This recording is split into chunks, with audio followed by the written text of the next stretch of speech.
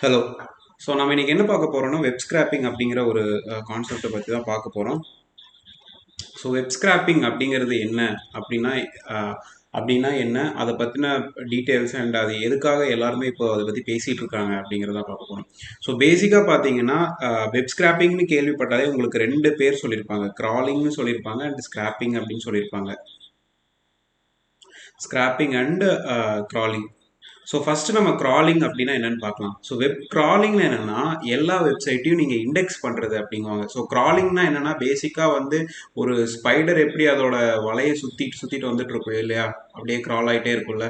So அதுதான் வந்து crawling. அதே மாதிரி தான் உங்கள் வெப்சைட்டில் வேர்ல்டு வைடு வெப்பில் இருக்க எல்லா வெப்சைட்டையும் வந்து இண்டெக்ஸ் பண்ணி வச்சுக்கிறது. பேசிக்காக அதுதான் யூஸ் பண்ணுவாங்க. பட் நீங்கள் டாப் டு பாட்டம் எல்லாத்தையும் எடுத்துக்கலாம். ஸோ இண்டெக்ஸ் பண்ணி வச்சுக்கிறதா கிராலிங் அப்படிங்குவாங்க. ஸோ இது இண்டெக்ஸ் யார் பண்ணி வைப்பாங்க? ஸோ மேஜராக பார்த்தீங்கன்னா கூகுள், யாஹூ, பிங் எல்லாருமே ஒரு டைப் ஆஃப் வெப் கிராலர் தான், பேசிக் வெப் கிராலர். ஸோ நீங்கள் ஃபார் எக்ஸாம்பிள் வந்து சந்தோஷ் சுப்ரமணியம்னு என்னோட சேனல் வந்து சும்மா டைப் பண்ணீங்கனாலே அது ஃபஸ்ட்டு யூடியூப் என்னோட சேனலை எடுத்து காமிச்சதுன்னா அதுவே ஒரு கிராலிங் தான். ஏன்னா என்னோட வெப்சைட்டை வந்து என்னோட யூடியூப் சேனலை வந்து இண்டெக்ஸ் பண்ணி வச்சிருக்கோம். ஸோ இது வந்து கிராலிங் அப்படிங்குவாங்க. ஸோ ஸ்கிராப்பிங் அப்படின்னு என்னன்னு பார்த்தீங்கன்னா, ஸ்கிராப்பிங்னா ஆக்சுவலாக ஸ்கிராப்பிங்னா என்ன, தமிழ் டிரான்ஸ்லேஷன் டைரக்டாக என்ன சுரண்டுறது. ஸோ ஒரு வெப்சைட் இருக்குன்னா அதில் இருக்க டீட்டெயில்ஸ் எல்லாமே, அதாவது இந்த பிக்சராக இருக்கலாம், அதோட வேல்யூ, டாலர் வேல்யூவாக இருக்கலாம், ரிவ்யூவாக இருக்கலாம், அண்ட் கமெண்ட்ஸாக இருக்கலாம். அந்த மாதிரி இருக்க எல்லாத்தையுமே வந்து அவங்க எடுத்து அனலிட்டிக்ஸ் பண்ணுறதுக்காக யூஸ் பண்ணிக்கிறது.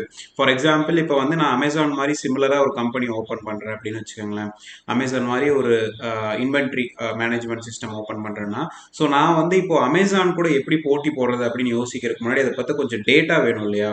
ஸோ டேட்டாக்காக யூஸ் பண்ணுறது தான் ஸ்கிராப்பிங். ஸோ ஸ்கிராப்பிங் வச்சு நான் என்ன எடுக்கலாம்னா, ஃபார் எக்ஸாம்பிள் இப்போ அமேசானில் எவ்வளோ ப்ராடக்ட் இருக்குது, நம்பர் ஆஃப் ப்ராடக்ட்ஸ், அமேசானில் எவ்வளோ கஸ்டமர் ரிவ்யூஸ் இருக்குது, அண்ட் ஒரு ஒரு டைப் ஆஃப் ப்ராடக்ட்டுக்கு வந்து எவ்வளோ பேர் அதை இது பண்ணியிருக்காங்க, ஐ மீன் வாங்கியிருக்காங்க, ஸ்டார்ஸ் இருக்குது, ரேட் எப்பப்போ மாறி இருக்குது, அது எல்லாத்தையும் வந்து டீட்டெயில்ஸ் எடுத்தேன்னா ஸோ அதுக்கு நான் காம்படேட்டிவாக ப்ரைஸ் வைக்கலாம், இல்லை அதை பேஸ் பண்ணி நான் ஏதாவது ஒரு அனலிட்டிக்ஸ் எடுக்கலாம்.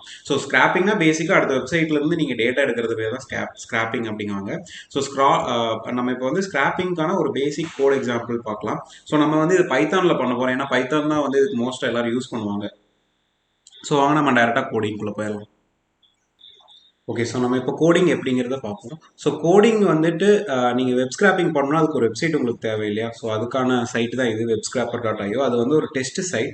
ஸோ பேசிக்காக பார்த்தீங்கன்னா அமேசான் மாதிரியே இங்கே வந்து ஒரு 3 ப்ராடக்ட் மட்டும் போட்டிருக்காங்க. ஸோ நம்ம இப்போ அதோட ப்ரைஸஸை மட்டும் எப்படி ஸ்கிராப் பண்ணி எடுப்போம் அப்படிங்கிறத பார்க்கலாம். ஸோ நீங்கள் ரைட் கிளிக் பண்ணி இன்ஸ்பெக்ட் பண்ணீங்கன்னா இந்த இடத்துல வந்து இந்த ஸ்கிராப்பிங், அதாவது எந்த வெப்சைட்டாக இருந்தாலும் ஒரு ஸ்பெசிஃபிக் ஸ்ட்ரக்சரை ஃபாலோ பண்ண இல்லையா. ஸோ அந்த ஸ்ட்ரக்சரை பேஸ் பண்ணி நம்ம எப்படி ஸ்கிராப் பண்ணுறது.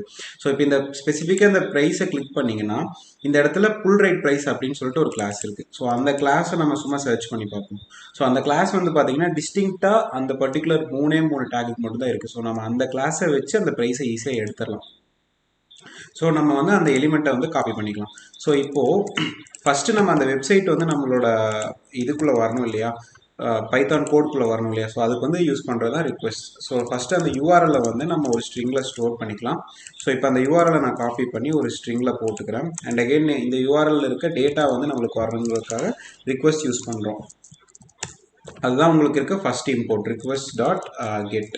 ஸோ கெட்டில் வந்து அந்த யூஆர்எல் கொடுத்துட்டிங்கன்னா உங்களுக்கு அந்த ரிக்வெஸ்ட் வந்து வந்துடும். ஸோ இப்போ இந்த ரிக்வெஸ்ட்டை வந்து நீங்கள் ஒரு ஆப்ஜெக்டாக கன்சிடர் பண்ணணும் இல்லையா. ஸோ இந்த ஆப்ஜெக்டாக பண்ணுறது தான் வந்து இந்த பியூட்டிஃபுல் சோப். ஸோ இந்த பியூட்டிஃபுல் சோப்பில் அந்த டேட்டாஸோட கண்டென்ட்டை கொடுத்துட்டிங்கன்னா அதுக்கு உங்களுக்கு ஒரு பைத்தான் ஆப்ஜெக்ட், அதாவது இந்த பியூட்டிஃபுல் சோப் லைப்ரரிக்கு ஏற்ற மாதிரி ஒரு ஆப்ஜெக்டாக உங்களுக்கு கன்சிடர் பண்ணி கொடுத்துரும். நீங்கள் சும்மா இப்போ இந்த இடத்துல பிரிண்ட்டுன்னு போட்டுட்டு அந்த சூப் ஆப்ஜெக்ட்டை நீங்கள் பிரிண்ட் பண்ணி கூட பார்க்கலாம். அதுக்கு பிரிட்டிஃபை அப்படி சொல்லிட்டு ஒரு இன்பில்ட் ஃபங்க்ஷன் இருக்குது.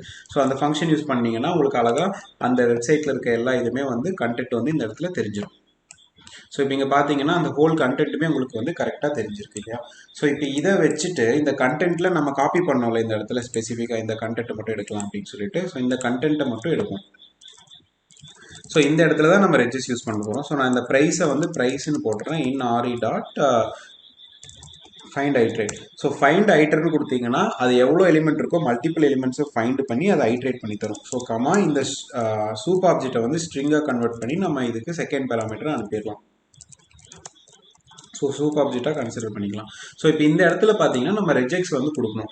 இதை எப்படி கண்டுபிடிக்கிறது அப்படிங்கிறதுக்கான ரெஜெக்ட்ஸ் கொடுக்கணும். ஸோ அதுக்காக வந்து நம்ம இதோட எலிமெண்ட்டை வந்து காப்பி பண்ணிக்கலாம். ஸோ இப்போ ரெஜெக்ட்ஸ் கமாண்ட் பார்த்தீங்கன்னா ஆர் அப்படின்னு கொடுத்தீங்கன்னா அதுக்கப்புறம் வர இதுதான் வந்து அதோட கமெண்ட். ஸோ நான் இப்போ வந்து அந்த இதோட ஃபுல்லாக அந்த எலிமெண்ட் வந்து ஃபுல்லாக போட்டிருக்கேன். ஸோ இப்போ இந்த ப்ரைஸ் வந்து உங்களுக்கு டிஸ்பிளே ஆகணும்னா அதை ஒரு குரூப் பண்ணிக்கோங்க.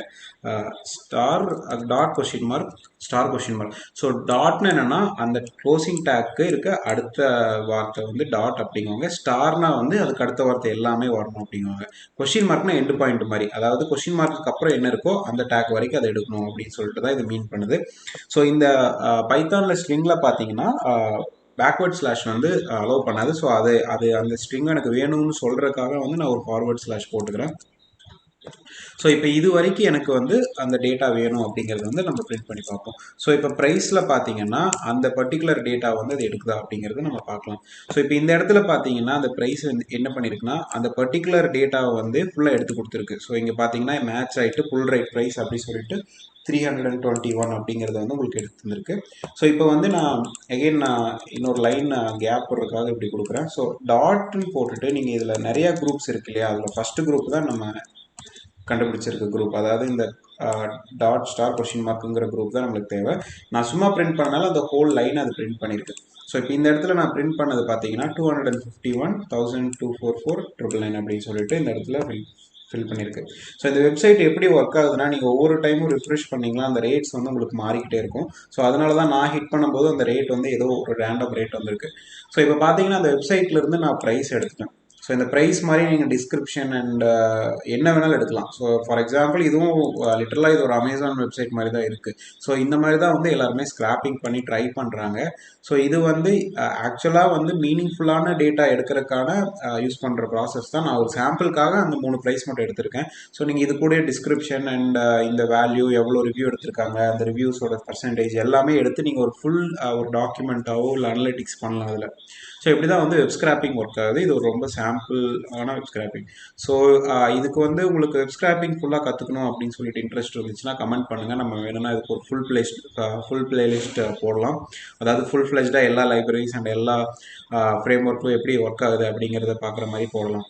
ஸோ இதே மாதிரி நம்ம இன்னொரு வீடியோவில் பார்ப்போம். Thank you, by.